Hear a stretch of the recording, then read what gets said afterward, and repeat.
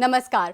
Physically fit mentally hit programme में आपका स्वागत है। ये एक सीरीज है जहां पर हम हेल्थ से रिलेटेड अलग अलग टॉपिक्स पर स्पेशलिस्ट से, एक्सपर्ट से बात करते हैं। हर सीरीज में, हर प्रोग्राम में अलग अलग टॉपिक पर बात कर रहे हैं।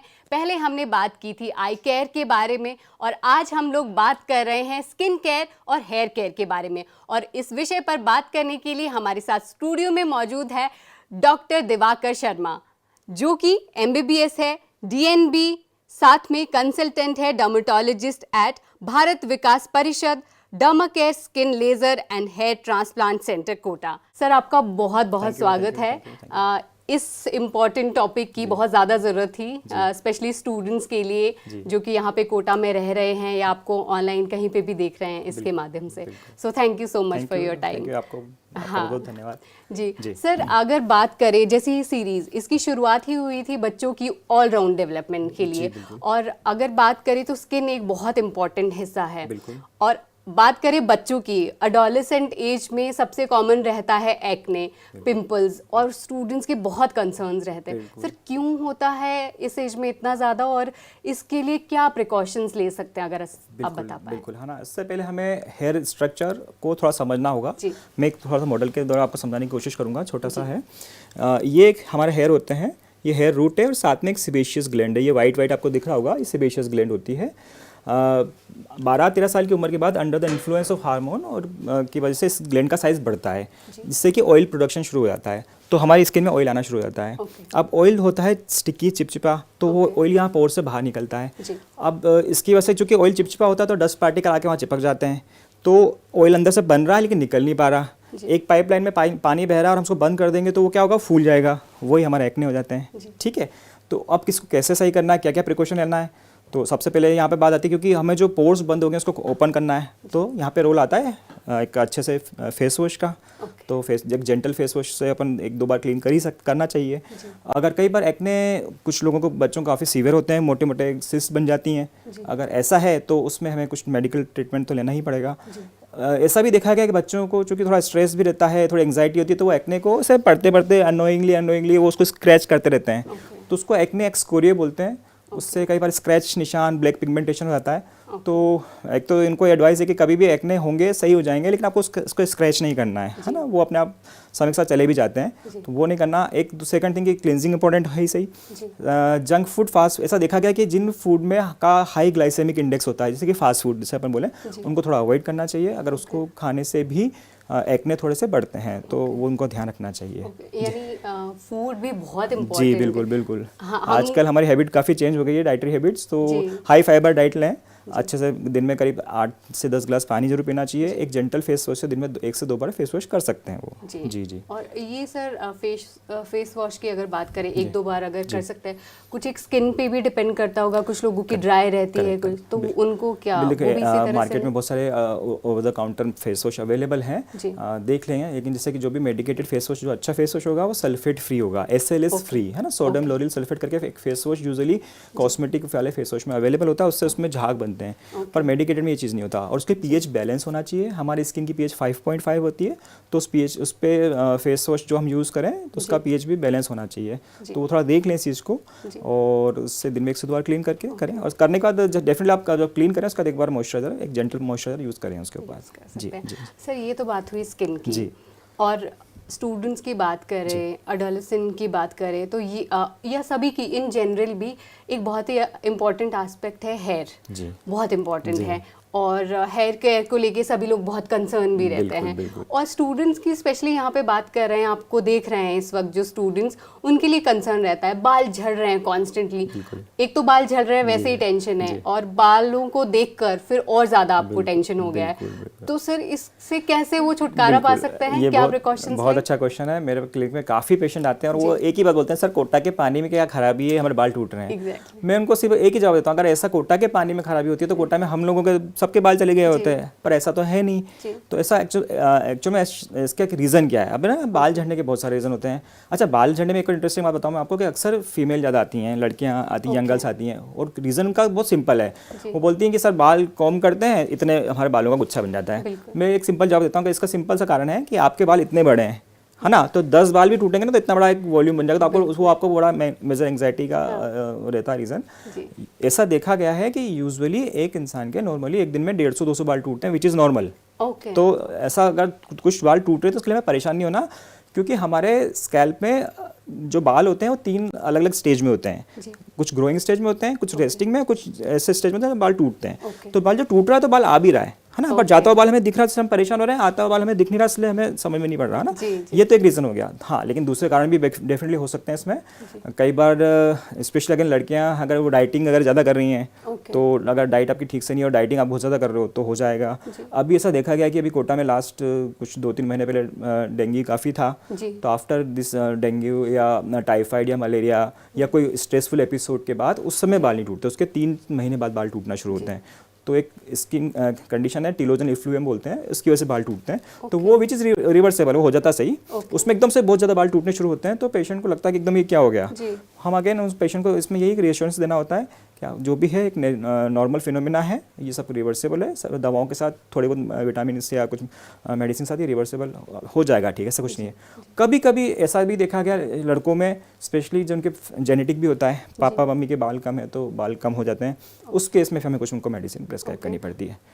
तो अगेन यही बात कहना चाहूँगा कि बाल टूट रहे हैं तो पहले तो क्या वो वास्तव में प्रॉब्लम है कि नहीं, हमें ये असेस करना है, क्योंकि थोड़े बहुत बाल सबके टूटते हैं, और अगर प्रॉब्लम है तो क्या वो रिवर्सेबल है या नहीं है, तो वो उसका हम देख के फिर हम उसको असेस कर पाते हैं। सर, आपने एक बात कही शुरू में, जैसे बच्चे कह रहे हैं कि कोटा आ गए, तो ये जनरली ये आम धारणा है और ये बहुत कॉमनली यूज किया जाता है कि पानी सूट नहीं कर रहा है तो शायद इसलिए, और ये अक्रॉस इंडिया। वैसे मैं ये भी बोलता हूँ कि जो मेरे कोटा के पेशेंट हैं और जो कहीं बेंगलोर में जॉब कर रहे हैं, वही बोलते हैं सर बेंगलोर के पानी में खराबी है और हमारे बाल टूट रहे हैं। तो ऐसा कुछ पानी तो पानी है, पानी से कुछ भी नहीं होगा। ये मिथ बस्ट करना बहुत इम्पोर्टेंट था। जी बिल्कुल।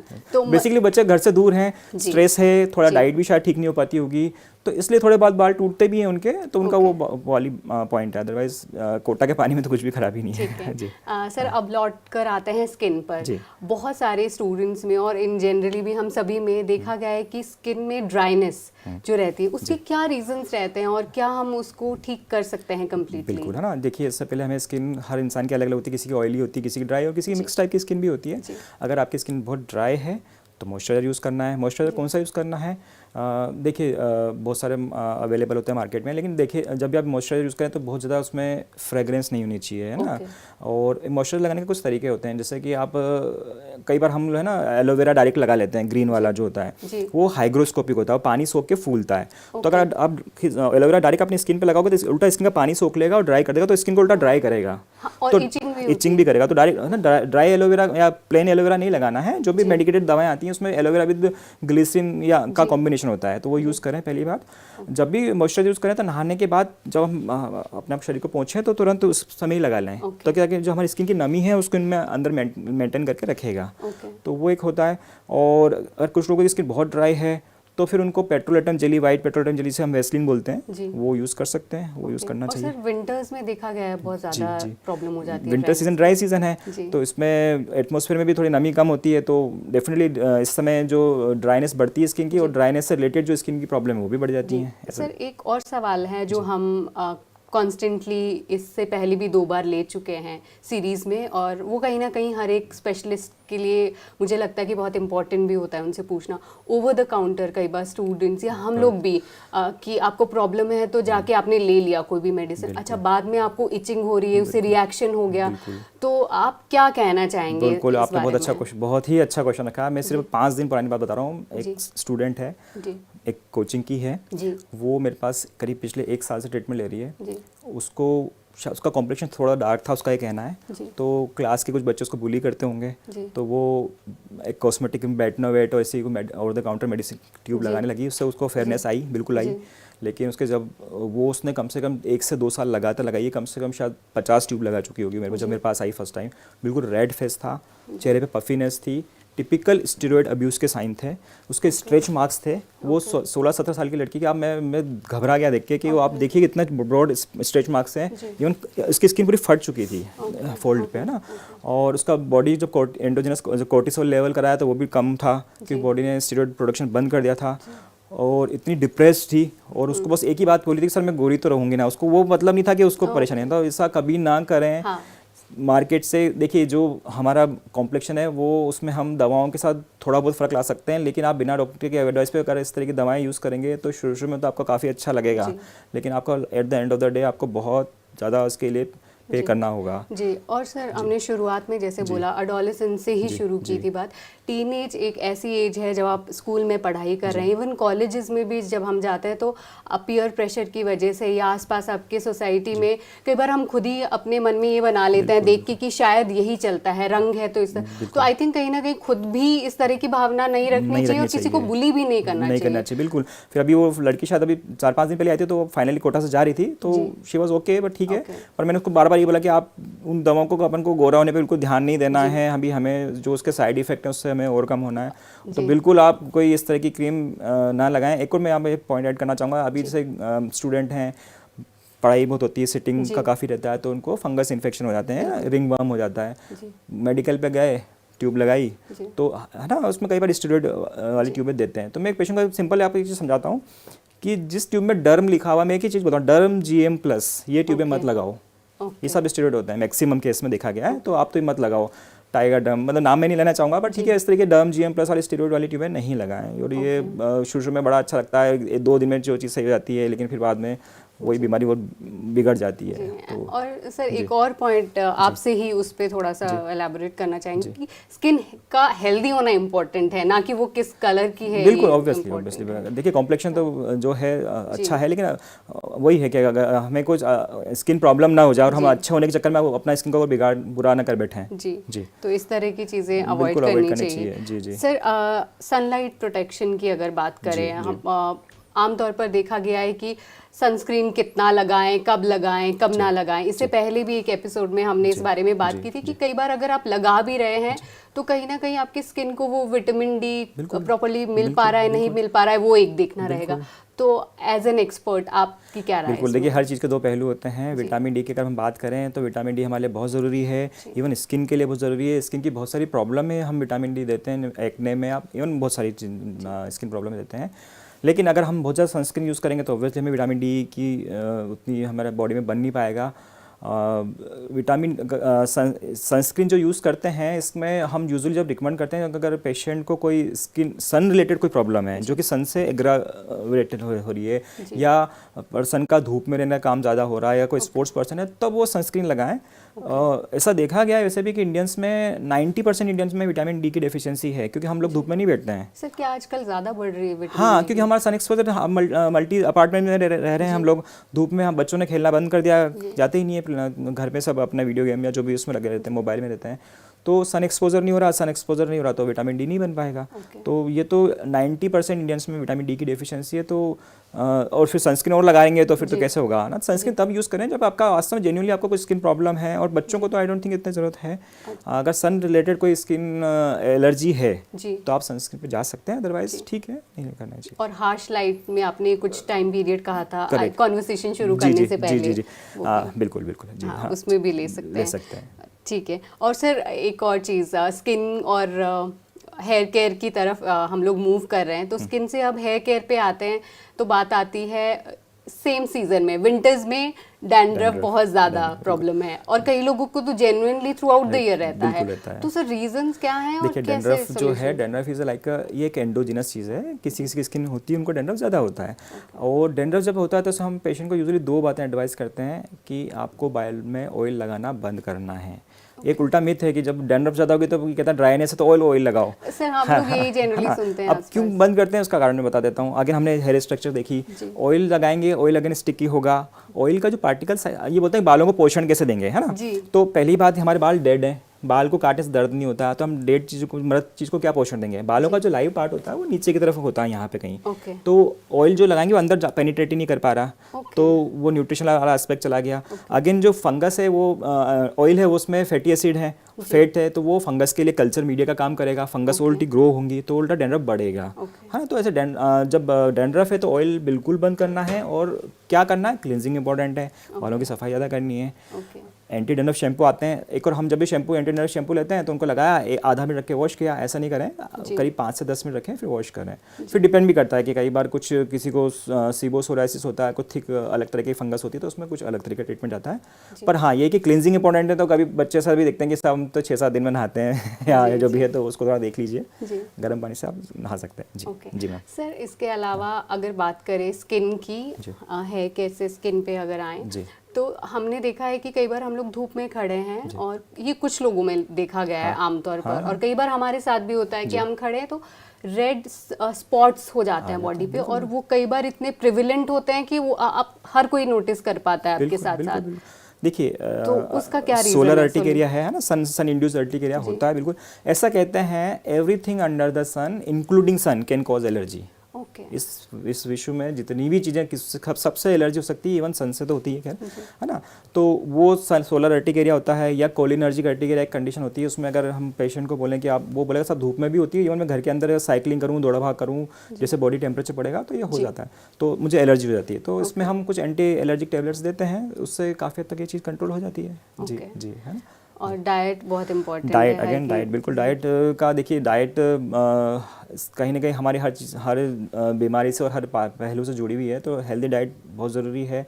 फास्ट फूड आजकल देखा गया अवॉइड करना है, हेल्दी डाइट लेनी है, कम से कम 8 से 10 ग्लास पानी जरूर पीजिए, अच्छे से एक मॉइस्चराइजर लगाइए। डाइट में आपको हेल्दी हाई फाइबर डाइट लेनी है ना, फाइबर को हम आजकल इतना ले नहीं पाते, तो हाई फाइबर डाइट लीजिए। फ्रूट्स जरूर रखिए हमारे डाइट में, डेली एक फ्रूट जरूर होना चाहिए, है ना। और एक बहुत हेवी मील ना लेके स्मॉल मल्टीपल मील लेना का कॉन्सेप्ट रहता है आजकल, है ना। जैसे कि आप हर 3-4 घंटे में कुछ कुछ छोटा खाते रहें, और कार्ब्स थोड़ा कम करके प्रोटीन बढ़ा सकते हैं। जी जी जी सर, आपने बहुत अच्छी इन्फॉर्मेशन दी। इससे पहले कि आपसे फाइनल मैसेज ले, एक और कंसर्न और जो कि स्टूडेंट्स का भी रहता है, उन्हें भी शायद तभी पता चलता है जब वो घर से निकलते हैं। लेट्स से कुछ बच्चे कोटा है या फिर किसी और जगह पे गए रहने, उन्होंने खुद ही बर्तन धोना शुरू किया, अब तक नहीं करते थे, कपड़े धोना शुरू किया, अचानक से घर पे कॉल चला जाता है कि मुझे तो एलर्जी हो गई, हाथ में एलर्जी हो रही है, इचिंग हो रही है। तो सर ये एलर्जीज एक तो डिटर्जेंट से और एक आपका वॉशिंग पाउडर से, मतलब साथ में जो आप डिश वॉशर्स होते हैं उससे भी लिक्विड, तो ये क्यों होती है सर, उसका सोल्यूशन क्या है? बिल्कुल, देखिए आपने आपकी बात में इसका सोल्यूशन है ना। देखिए अगर हैंड एक्जिमा है, हैंड एक्जिमा का पैटर्न देख लेते हैं। अगर हमारी ग्रिपिंग फिंगर में, इंडेक्स में, मिडिल में, थंब में ज़्यादा है, तो दैट मीन्स ग्रिपिंग फिंगर में है, तो कुछ कॉन्टेक्ट एलर्जी है ना। डिटर्जेंट से बिल्कुल होती है, कपड़े धोने का साबुन, नहाने का साबुन, इससे ज़्यादा ना बच्चों में तो शायद नहीं, पर फीमेल्स में देखा गया कि हरी सब्जी, लहसुन, प्याज को काटने वाला काम जो करती हैं, जिनको उससे बहुत एलर्जी होती है। तो अब यहाँ पे जो भी हम डिटर्जेंट यूज़ करें उसमें थोड़ा सा बहुत हार्श ना हो, है ना। सोप हम ऐसा यूज़ करें तो जो उसका पीएच बैलेंस हो। आजकल एक नई टर्म यूज़ करी गई है, सिंडेट बार, मार्केट में आपको मिलेंगे मेडिकल पे। तो सिंडेट मतलब सिंथेटिक डिटर्जेंट सोप होते हैं कुछ, वो डिटर्जेंट फ्री सोप होते हैं, तो वो आप यूज़ कर सकते हैं। वो तो बहुत माइल्ड सोप होते हैं बेसिकली, वो सोप है ना, तो वो आप यूज़ कर सकते हैं। और फिर भी आपको एलर्जी, एक्जिमा इस तरह के ज़्यादा हैं और आपको कहीं काम करना ही पड़ रहा है, तो ग्लव्स पहनिए, पाउडर फ्री ग्लव्स आते हैं नाइट्रेल वाले, वो यूज़ कर सकते हैं आप। और जब भी आपको इस तरह का काम करा तो तुरंत वॉश किया, और उसके बाद वैसलीन, आप पेट्रोलेटम जेली जो होती है उसको लगा सकते हैं। वो स्किन के ऊपर एक लेयर बना देगा, जिससे कि वो एलर्जेंस स्किन के अंदर जाएंगे नहीं और थोड़ी एलर्जी को कम करेंगे। बाकी कुछ मेडिकल ट्रीटमेंट हम लोग देते ही हैं, पर ये बात हम घर पे कर सकते हैं, इस तरह की चीज़ें। जी जी जी। सर, आपने बहुत सारी ऐसी चीज़ें हैं, बहुत सारे मिथ बर्स्ट किए, बहुत सारी जानकारी हमें दी, सो उसके लिए आपका बहुत बहुत धन्यवाद। सर, अब अंत में आपसे एक मैसेज लेना चाहते हैं बच्चों के लिए। Physically fit mentally hit program का यही मकसद है कि बच्चों की ऑलराउंड डेवलपमेंट हो, वो अपने बारे में अच्छे से केयर करें, जाने, ध्यान दें, तभी वो अच्छे से परफॉर्म कर पाएँ। तो आप उन सभी बच्चों से जो आपको देख रहे हैं क्या कहना चाहेंगे? बिल्कुल, देखिए आप कोटा और जो शिक्षा की नगरी में आए हैं, अपने घर से काफ़ी दूर हैं, बहुत स्ट्रेस होगा मैं मानता हूँ, लेकिन यकीन मानिए आप थोड़े से अपनी लाइफ में चेंज करके आप अपने आप को बहुत आगे तक ले जा सकते हैं। एक चूँकि आपको रात को लेट जगना होता होगा शायद, तो ठीक है, कोई बात नहीं, ऐसा नहीं है, पर एक मॉर्निंग वॉक को अपने उसमें ऐड कर सकते हैं, है ना। ऐसा कहते हैं कि 30 मिनट्स वॉक करिए, ब्रिस्क वॉक करिए, है ना। हेल्दी डाइट लें, नींद भी अपनी जगह ज़रूरी होती है, हेल्दी फूड लें। बाहर, घर से बाहर हैं तो बहुत मन करेगा कि कुछ खा लें, इधर उधर का, नहीं, ठीक है, कभी कभी चलता है, लेकिन थोड़ा उनको अवॉइड करें। कार्बोनेटेड ड्रिंक्स, सॉफ्ट ड्रिंक वगैरह बिल्कुल बचें इनसे। और फ्रूट जूस के फ्रूट्स लेंगे ज़्यादा अच्छा होगा, फाइबर भी चला जाएगा हमें। जी। इस तरह आप ध्यान रखेंगे तो हम काफ़ी साथ में मेडिटेशन है, यस वेरी इंपॉर्टेंट है, मेडिटेशन करिए दिन में 5 मिनट भी करेंगे तो मेरे को लगता है काफ़ी सही रहेगा। 5 से 10 मिनट भी आप मेडिटेट करेंगे तो ठीक रहेगा। इस तरह से करेंगे तो हम आप बिल्कुल आप जो जिस लक्ष्य को लेके यहाँ पे आए हो तो मुझे लगता है आप इसमें निश्चित ही सफल हो जाएंगे। जी जी जी। Doctor Divakar Sharma, thank you so Thank you, ma'am. Much Thank you. हमसे बात करने के लिए, इतनी अच्छी जानकारी देने के लिए। तो हमारे साथ आज physically fit mentally hit programme में थे डॉक्टर दिवाकर शर्मा, जिन्होंने स्किन एंड हेयर केयर के बारे में हमें बताया। I am sure and we hope कि आपको ये प्रोग्राम पसंद आया होगा। हमें ज़रूर बताइए कमेंट सेक्शन में लिखकर कि आपको ये प्रोग्राम कैसा लगा। कोई क्वेश्चंस हो आपके तो ज़रूर वो भी हमें भेजिए। Thank you for watching. Thank you sir. Thank you. Thank you.